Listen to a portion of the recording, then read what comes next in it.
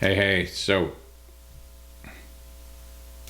today we're going to talk about business events. And these are events that basically define, are, something that happened that at a customer level that might be interesting at a customer level and not just a technical event. I don't want like a person change their last name from A to B or feature flag, blah, blah, blah, went and, did something. Right? This is some level event that I can use in analytics, but I also want to be able to give it to a user, and that we may end up in a master detail kind of version. I'll talk why later, or we may embed these. But the goal is to come up with a basic syntax, and the syntax that we're going, or grammar, so that people can define it without defining the fields. And so that's going to be actor took action on a target with a value at a time with an extra bag of stuff called a context.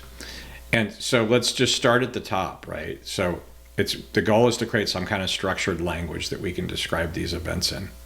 And that is going to be actor did take action on target with a value at a time. I'm going to say that's the dumbest, simplest version we're going to do, and then we're going to elaborate on that to figure out, what additional things we need for that, right?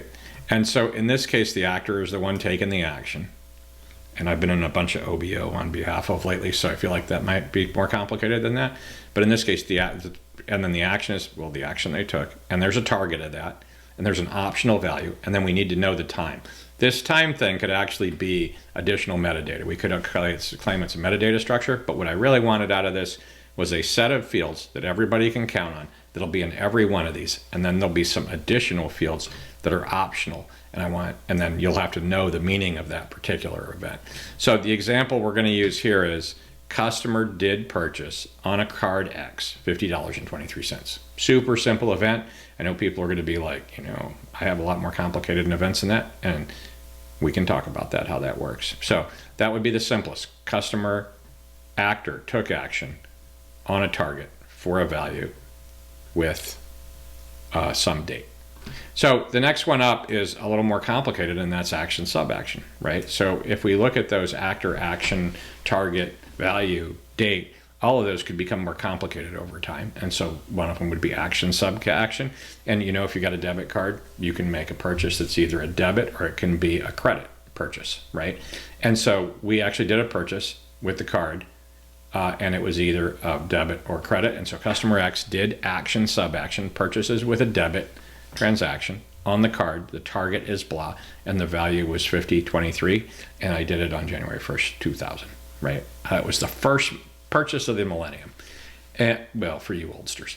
And so I really like this. And so in this case, we ended up, in the one I built, we ended up with two action fields. So we had an actor field, action, a sub-action, a target, a value, and this time, and we used the action sub-action all over the place.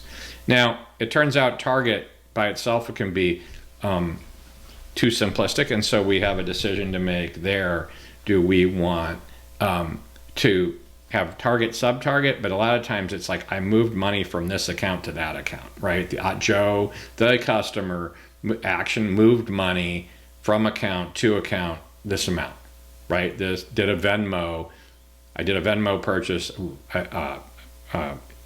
cash purchase, transfer from one person to another, right? From one ID to another. And so that would be action, sub-action. I think this is like pretty useful at this point.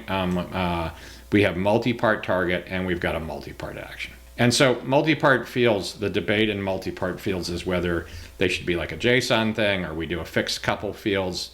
If 90% of these, 95% of these can be done with two action, sub-action, and target 1, target 2, then I would argue let's just make them fields, right? Super easy. If you're in a document database, you got a little harder decision to make, but they're sort of fields there anyway, so we're good. What I would not necessarily do is create like a document database. I wouldn't create a target structure, and then you would have like a whole bunch, an arbitrary number of targets in there or names. Now, again, we're going to have some cases where we're going to have non-standard targets, right? And we'll also have non-standard values in a couple of these others. And so, we just got to decide when are fixed fields, when are fixed properties good, and when does everything need to be variable. And the grammar, if you do write the grammar up a couple times, you write problems in that, what events you think you want in the grammar, it'll kind of give you a feel for what that needs to look like. And then if you look at time, time to me is really metadata, and I could have created that as a metadata field with time in it, but time seems to be something we always query against, or we need to sort by. And there might be a couple of time fields. There might be an origination time and a database time, or an event received time, event created time, transaction time, event created time, event. So you got to decide that. In this case, I only picked one.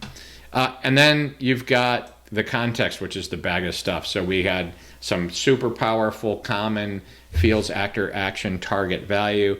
And then we decided, you know what? I need other stuff. So that purchase we did before customer X did do a debit purchase on a car in this stored for this dollar amount. If we decided we wanted all the line items that were on that purchase, right? This business event didn't say that, so we could create detail business event for that. Or in this case, I would just create a context, and this context structure would actually, it's just a JSON in this case, but it could have been Avro, could have been anything.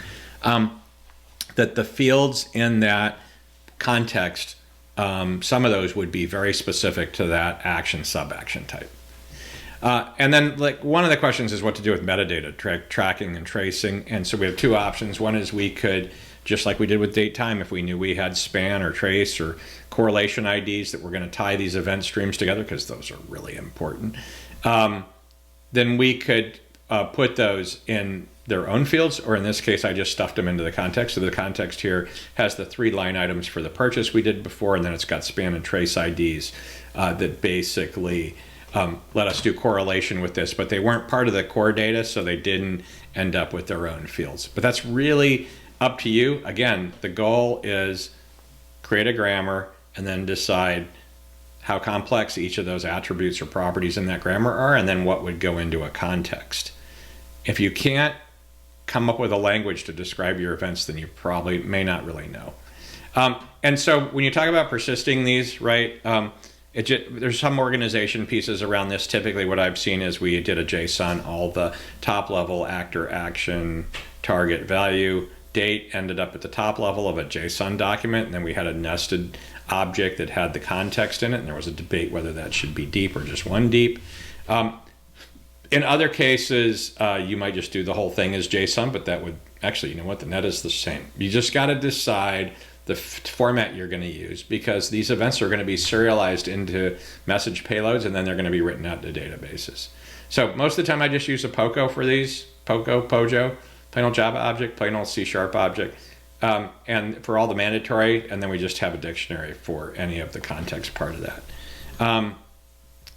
And yeah, and that's kind of what I'm talking about here. We create a model or a view object containing all the structured data types. These are the fixed ones, and then everything else can go into a dictionary. So I hope that's useful. I mean, the whole idea here really was, hey, what's a way of thinking about events? And people are always like, hey, I need a bunch of business or audit events. And so try using the grammar to define those and see if that can create a common language between product and owners and the tech team. And leave some feedback. I look forward to it.